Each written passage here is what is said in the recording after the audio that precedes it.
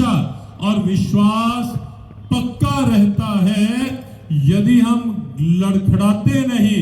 और ये भारत की धरा, ये कुरुक्षेत्र मैदान की धरा ऐसी धरा थी जहां यदि अर्जुन लड़खड़ा भी गया, घबरा भी गया कुछ देर के लिए और युद्ध करने से इनकार भी कर बैठा, भगवान कृष्ण तत्पर भूमिका में थे, साथ थे, क्योंकि सनातन का रक्षक कोई और नहीं, सनातन का रक्षक स्वयं भगवान है, स्वयं भगवान। ये हम निश्चित समझे। सनातन ही वह धर्म है जो सृष्टि के प्रारंभ से स्वयं भगवान के द्वारा संस्थापित प्रतिष्ठापित धर्म है। वह केवल और केवल सनातन धर्म है। और इसीलिए भगवद गीता में भगवान कृष्ण कहते हैं, पार्थ मैं प्रतीक्षा करता हूं, वो भी केवल इसलिए कि समाज जगे, समाज संगठित हो, समाज लक्ष्य प्राप्ति के लिए संकल्पित हो, लक्ष्य के प्रति समर्पित हो। मैं प्रतीक्षा करता हूं, लेकिन जो धर्म के पथ पर अडिग होकर रहते हैं पार्थ, मैं साथ उन्हीं के होता हूं। और अंतिम विजय जो होती है वो कभी भी अधर्म की नहीं होने देता। अंतिम विजय धर्म के पथ पर की होती है। और इसीलिए धर्म के पथ का सामना, धर्म के पथ पर तत्पर रहने में यदि अर्जुन लड़खड़ा भी जाएगा तो भगवान कृष्ण ज्ञान का चाबुक लेकर, भले ही शस्त्र हाथ में नहीं थे लेकिन ज्ञान का शस्त्र था, ज्ञान का चाबुक था, ज्ञान की मुद्रा थी। और उस ज्ञान की मुद्रा से अर्जुन को उद्बोधित किया, अर्जुन को प्रबोधित किया, अर्जुन को बार बार कहा, तस्मात् युद्धस्व भारत।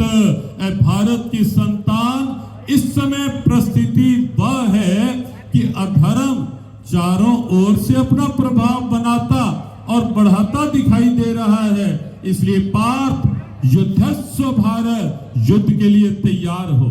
एक बात बहुत लोग सोच सकते हैं और बहुत से तथाकथित धर्म निरपेक्षतावादी या तथाकथित बुद्धिजीवी, डिसोकार्ड इंटेलेक्चुअल्स या डिसोकार्ड सेकुलरिस्ट जो हैं, वो कई बार कह देते हैं कि भगवान कृष्ण ने गीता का उपदेश जो दिया वो युद्ध करवाने के लिए दिया।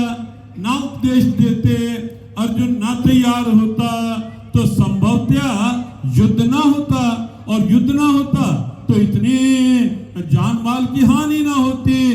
बहुत से तथाकथित धर्म निरपेक्षतावादी और बुद्धिवादी प्राय ये प्रश्न करते हैं। लेकिन एक बात इस मंच के माध्यम से यहाँ खुली हवाओं में सबके लिए स्पष्ट करना आवश्यक है कि हम कभी भी युद्ध के पक्षधर नहीं रहे। हमारा भारत पूरे विश्व में शांति, प्रेम और सद्भाव की प्रेरणा है।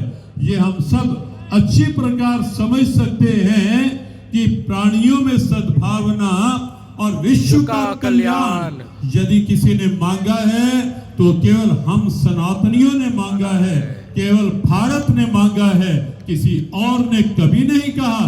सबने, कहीं किसी ने आतंक फैलाकर अपने आप को बढ़ाना चाहा, कहीं किसी ने धर्मांतरण कहीं कन्वर्जन, कहीं टेरर करके अपने आप को बढ़ाना चाहा। लेकिन पूरे विश्व में वसुधैव कुटुंबकम की उद्घोषणा यदि कहीं से आई, पूरे विश्व को एक परिवार के रूप में यदि किसी ने देखना चाहा तो केवल हम हैं, केवल हमारा सनातन है, केवल हमारा भारत है, केवल भारत के ऋषियों की सोच है, अन्यत्र कहीं नहीं, कभी नहीं, किसी रूप में नहीं। और इसीलिए ये बात भी उन धर्म निरपेक्षतावादियों को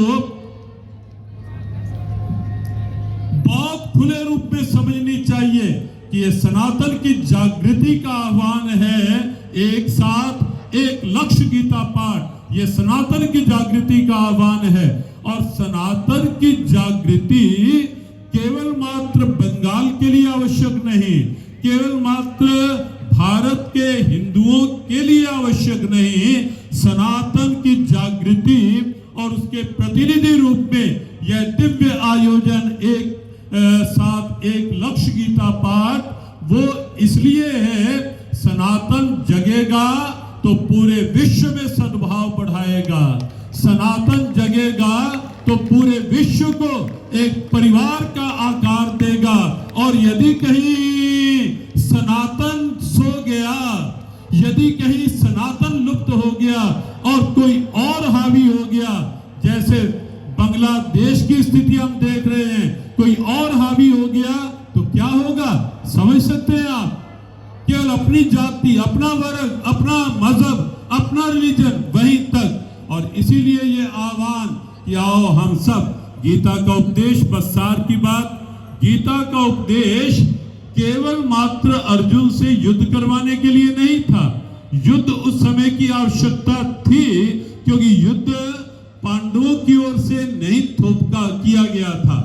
पांडव तो सदैव प्रयास में रहे, जैसे हमने बहुत पहले कहा, हमारे संतों ने कहा कि भाई प्यार से आप काशी विश्वनाथ, राम जन्मभूमि, कृष्ण जन्मभूमि, प्यार सद्भाव का परिचय दो, हमें दे दो भाई, हमारे हैं, दे दो, प्यार बढ़ाओ।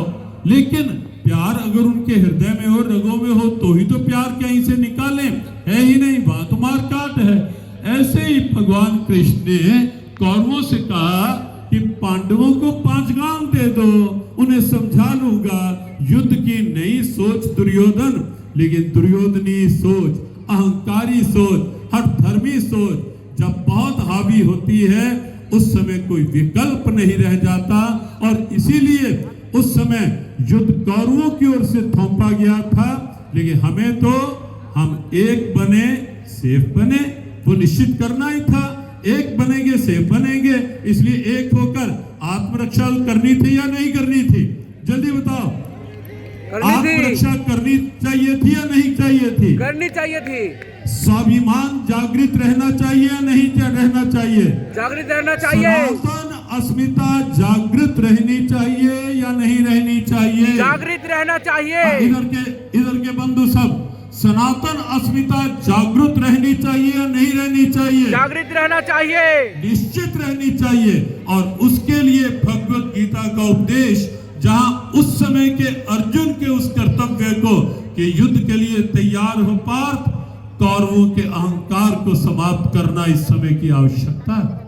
परित्राणाय साधुनां विनाशाय च दुष्कृताम्, ये इस समय की आवश्यकता है कि दुष्ट प्रवृत्तियां समाप्त हों और सद्वृत्तियां पूरे विश्व में अपना सम्मान पाएं, अपना स्थान पाएं।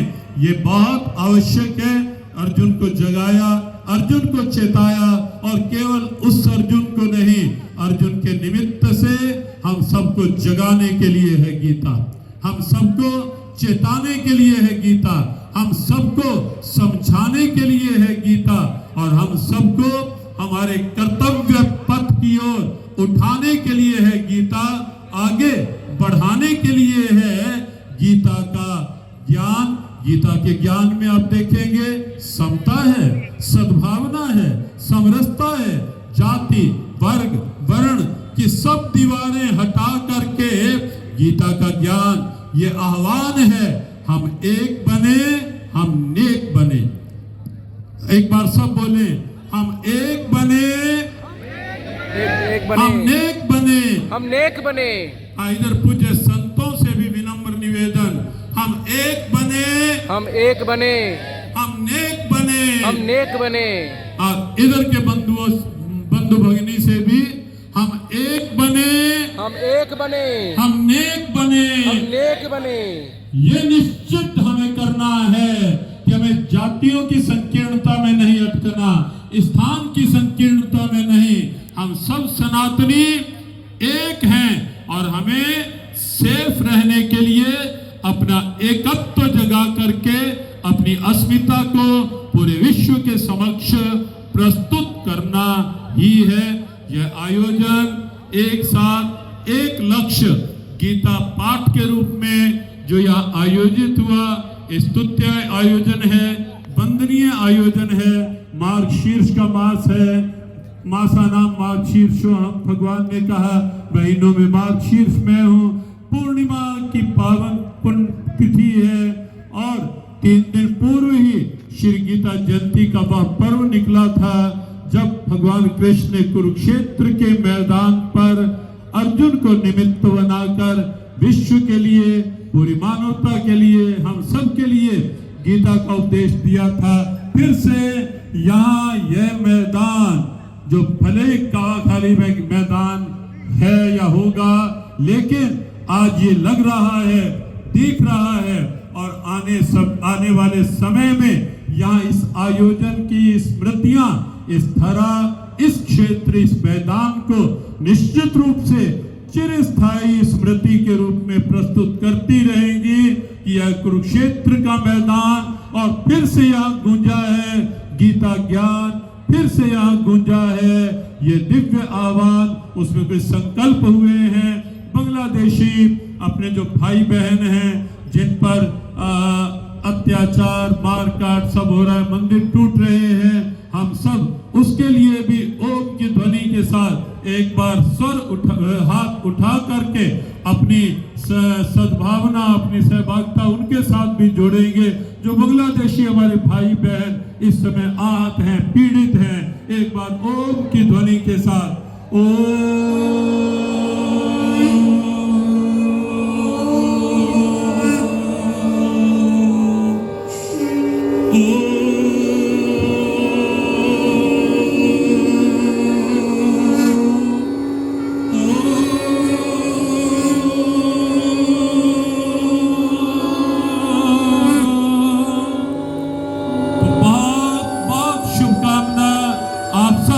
सुदूर क्षेत्रों से एक सनातन एकत्व का परिचय देने के लिए